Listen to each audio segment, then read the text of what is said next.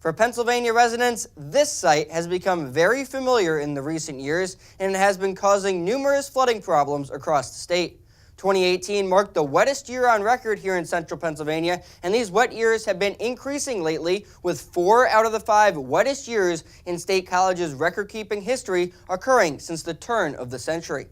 As we saw last year, these record amounts of rain can cause inland flooding issues throughout Pennsylvania. Climate Central reports that this inland flooding threat is projected to increase in the coming decades. This can be partially attributed to more days with heavy downpours, both here in Pennsylvania as well as across the United States, due to our warming climate.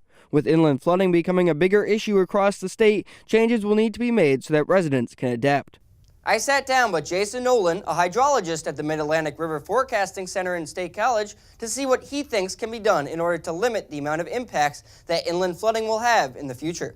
Probably the biggest thing we can do right now is continue to educate the public and the emergency management community. We continue to mitigate by getting people out, moving infrastructure, people out of floodplains, and doing other things to discourage development that will lead to flooding or be impacted by flooding. Jason thinks that some people will move out of flood-prone areas in the coming decades, but he also believes that residents of central Pennsylvania will be able to adapt to our changing climate. This sort of change was not going to happen overnight. It'll be slow enough. We can figure out how to adapt our rules, regulations, laws, daily routines, and then the like. As we make these changes in the coming years, remember that precipitation is central Pennsylvania's top climate hazard. For Up in the Air, I'm Jacob Morse.